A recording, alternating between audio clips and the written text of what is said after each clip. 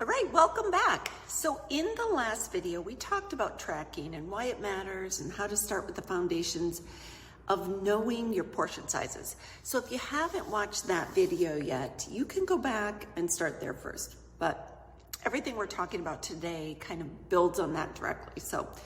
But if you have watched it, today we're gonna dive deeper into something that I mentioned briefly the last time, which is our macronutrients and why we need each one, because our body genuinely cannot function optimally without all three.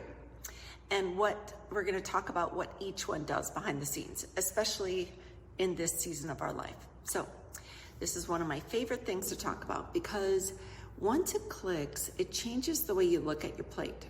So let's get into it. Let's start just with the word macronutrient itself. Macro means large, right? And nutrient means something that your body needs to function. So macronutrient is simply the nutrients to give your body in large amounts, as opposed to micronutrients, which are vitamins and minerals, because they're needed in much smaller amounts. So there are three macronutrients, which is protein, carbohydrates, and fat. That's it. So every single food that we eat is made up of some combination of these, plus water, fiber, which we'll touch on too. So a chicken breast is mostly protein with a little fat. A sweet potato is mostly carbohydrates. Olive oil is basically pure fat. A slice of bread has carbs, maybe a touch of protein, a little fat all together. So that's basically how everything breaks down. So here's the piece that most of us never get taught. Each macronutrient has a distinct essential job for our body. It's not interchangeable, and you can't just eat enough food and expect your body to sort it out. And the type of food matters just as much as the amount. And it's really the whole premise of today's video. So understanding what each one is actually for, so you can stop thinking about food as just calories and start thinking about it as fuel with a purpose. So let's take one at a time. So starting at the one talked about more than anything else in my coaching. You know, I know, it's my favorite, it's protein. So protein is, without question, the macronutrient I want you to prioritize, and here's why.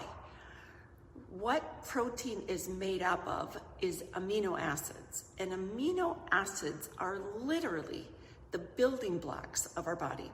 It uses it to build and repair everything: muscle, skin, hair, nails, hormones, enzymes, your immune system, antibodies, like everything. Nearly every structure in our function of our body relies on protein in some way.